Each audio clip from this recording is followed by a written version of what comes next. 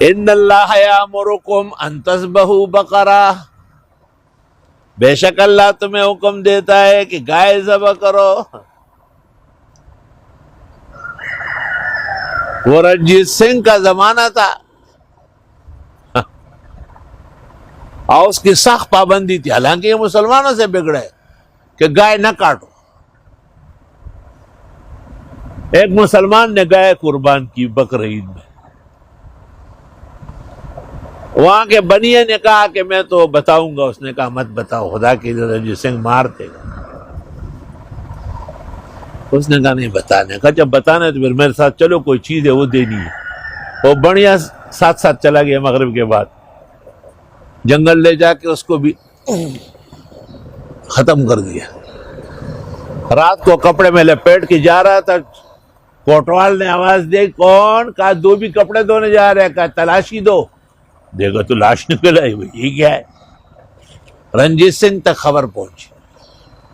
رنجیت سنگھ میں 100 عیوب کے ساتھ ایک کمال تھا کہ وہ صدق کو بہت مانتا تھا کہ لیکن لوگ سچ بولا کریں۔ اس نے کہا سچ یہ ہے کہ مذہبی جذبہ آیا تھا، میں نے گائے کاٹی، یہ آپ کو شکایت کر رہا تھا، ڈر رہا تھا۔ چلو معاف ہو، خبردار کہیں تم نے گائے کاٹی، چلو۔ جب اگلی عید آئی، اسی آدمی نے 2-4 گائے ذبح کی۔ اب تو بہت شور مچ گیا۔ اب کہ رنجیت سنگھ نے حکم دے دیا کہ یہ شخص میرے سامنے نہ آئے، بس صبح 4 بجے کے قریب پانسی لگتی ہے، اس کو پانسی کر لو۔ تذکرۃ الغوثیہ میں یہ قصہ لکھا ہے، مولانا غلام غوث گوالیار والے۔ اب اس کو پانسی گھاٹ میں بند کیا گیا اور تمام جو علامات ہوتے ہیں صبح پانسی کرنے کے وہ کرا دیے گئے۔ اتنے میں رنجیت سنگھ کو خدا تعالیٰ نے بیٹا دیا۔ رنجیت سنگھ کو بیوی نے بستر سے خط لکھا کہ خدا نے ہمیں پیارا سا بیٹا دیا، بہت نامناسب ہے کہ حیوان کے بدلے میں آج انسان قتل ہو رہا ہے۔ آپ نے تو خزانے کا منہ کھول کے سونا چاندی بانٹنا ہے، آدمی کو کیوں مار رہے ہو گائے کے بدلے میں؟ رنجیت سنگھ سر پکڑ کے بیٹھ گیا اور کہا بھائی پانسی روکو، اور اس شخص کو بلایا، کہا یہ بات سن، رنجیت سنگھ اور تیرے خدا کے درمیان ایک عرصے سے جنگ چل رہی ہے، تیرا خدا جیتا اور رنجیت سنگھ ہارا، آفرین تیرے خدا پر جو بادشاہوں کو تیرے سامنے چھوٹا کر دیتا ہے۔ آج کے بعد تم جب چاہو گائے کاٹو اور اس کے پیسے شاہی خزانے سے وصول کرو، اجازت ہے آپ۔ ان اللہ یامرکم ان تذبحوا بقرہ، بے شک اللہ حکم دیتا ہے کہ ذبح کرو گائے۔ اللہ اللہ تیرا لاکھ لاکھ شکر، اللہ کا احسان ہے کہ وہ گائے ذبح قبول کرے اور اس کے بدلے میں بلا مصیبت ٹال لے۔ حدیثوں میں ہے کہ آسمان سے جب بلا اترتی ہے منہ کھول دیتی ہے، جبڑے نکال لیتی ہے، ادھر سے اس شخص کی دعا اور صدقہ آسمان زمین کے بیچ میں لڑ پڑتے۔ اگر دعا تکڑی ہو صدقہ تکڑا ہو تو بلا پٹ جائے گی، اگر دعا نکمی ہو یا یہ دعا کا قائل ہی نہ ہو یا صدقہ نام کی کوئی چیز ہی نہ ہو تو یہ اس کی چیزیں پٹ جائے گی اور بلا نازل ہو جائے گا۔ اعاذنا اللہ منہا وایاکم، خدا پورے عالم کو موجود بلا و وبا سے نجات عطا فرما۔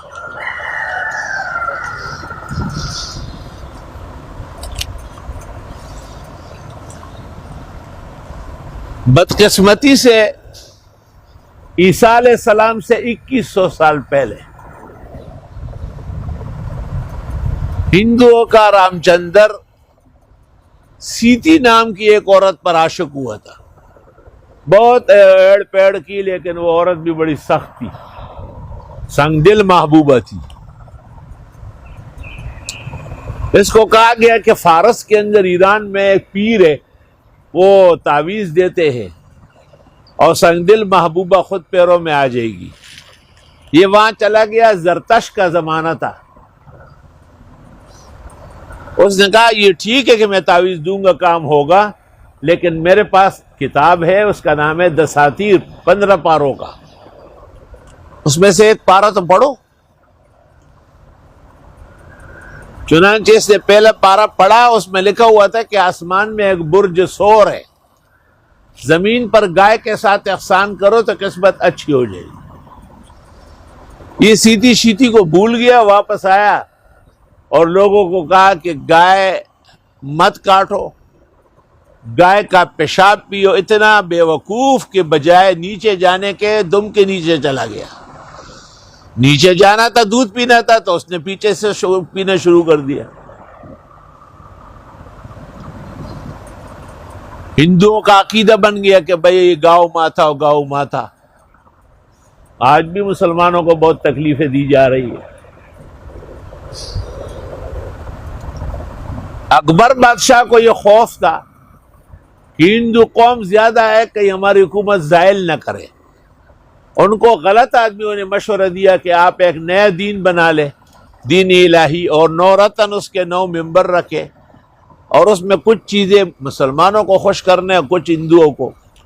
چنانچہ گائے کی ذبح پہ پابندی لگ گئی اور دربار میں بادشاہ کا سجدہ تعظیم شروع ہوا،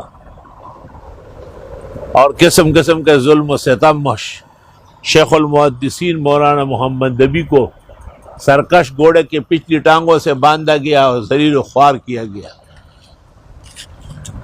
اس دوران سرہند سے وہ مرد مومن، مرد آہنی، مرد توحیدی، شیخ احمد سرہندی مجدد الفسانی، اس نے عالم بغاوت بلند کیا کہ اکبر کافر، اکبر ذلیل کائنات، اکبر بے دین۔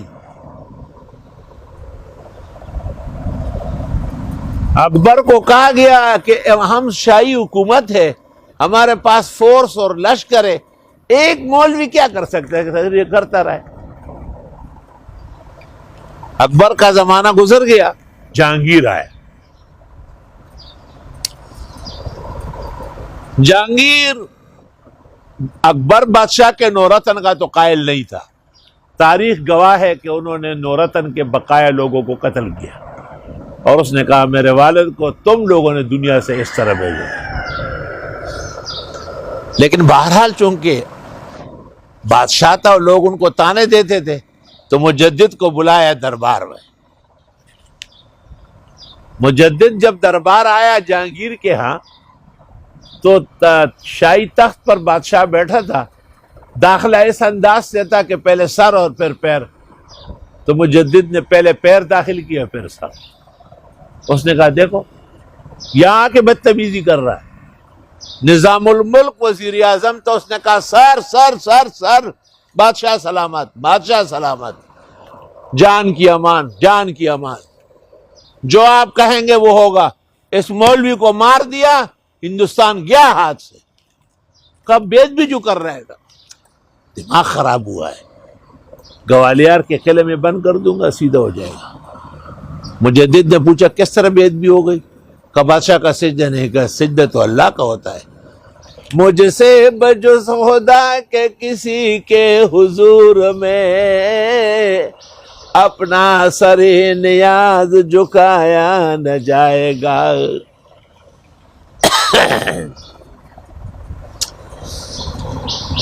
مجدد کو شاہی اردل کے ساتھ روانہ کیا اور گوالیار کے قلعے پہنچایا۔ یہ خبر جنگل کی آگ کی طرح پنجاب پہنچی، تو خان اعظم نے جہانگیر کی جہانگیری کا انکار کیا۔ بنگالہ پہنچی تو خانہ نے کہا یہ مفسد بادشاہ، ہمارے بزرگوں کی عزت خاک میں ملانے والا۔ اور محبت خان پشاور اور کابل سے ڈنڈا اٹھا کے آیا، اس نے کہا ایسی کی تیسی جہانگیر بادشاہ، ہمارے بزرگوں پہ ہاتھ اٹھانے لگ گیا، بڑے درباروں میں آ کے بحث کر رہا ہے۔ بادشاہ کو پتہ چلا کہ ملک میں تو واقعی مصیبت ہو گئی. خان اعظم پنجاب کا گورنر تھا، خانہ بنگالہ کا، اور محمد خان پشاور و کابل و زابل اور کاشغر کا. ان تینوں نے اب جہانگیر کی جہانگیری سے بغاوت کی اور دریائے جیلم کے کنارے سفارا ہو گئے، اور جہانگیر بادشاہ کی فوج پسپا ہو گئی، اور جہانگیر بادشاہ زندہ پکڑا گیا. اور ان تینوں نے حضرت اقدس شیخ احمد سرہندی مجدد الف ثانی کو، اقبال کیا کہتا ہے ذرا سن. حاضر ہوا میں شیخ مجدد کی لحد پر، وہ خاک جو ہے زیر فلک مطلع انوار، اس خاک کے ذروں سے ہے شرمندہ ستارے، اس خاک میں آسودہ ہے وہ صاحب اسرار. گردن نہ جھکی جس کی جہانگیر کے آگے، گردن نہ جھکی جس کی جہانگیر کے آگے، اس کے نفس گرمی سے ہے گرمی احرار. وہ ہند میں اسلام کی ملت کا نگہبان، اللہ نے کیا جس کو بر وقت خبردار. الحمدللہ.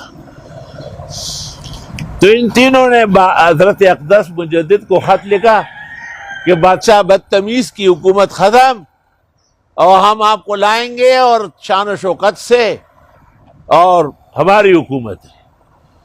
مجدد نے فوراً خط لکھا کہ میرا تو ان سے اختلاف کوئی سیاسی تاج و تخت کے لیے نہیں ہے، میرا تو اختلاف یہ ہے کہ آپ رسوم اور بدعت شرک ختم کریں، آپ تو میری تحریک کو خراب کر رہے ہیں. تینوں اس طرح کھڑے ہو گئے. جہانگیر کی حکومت بحال کرو. جہانگیر بادشاہ نے اسی رات کو خواب دیکھا، ختم المرسلین صلی اللہ علیہ وسلم کو دیکھا اور کہا اے جہانگیر، بروز محشر میری شفاعت کے کیا امید رکھو گے؟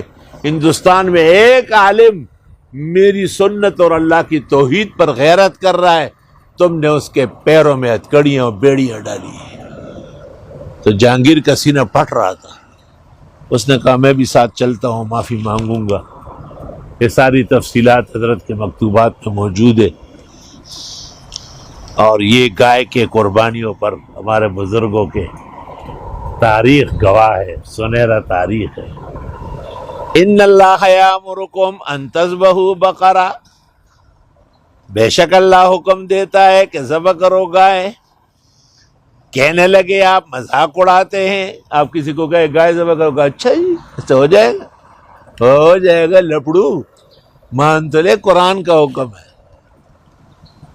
قال اعوذ باللہ ان اکون من الجاہلین، حضرت نے کہا پناہ مانگتا ہوں اللہ کے پاس کہ ہو جاؤں غیر بردبار کام کرنے والوں میں سے.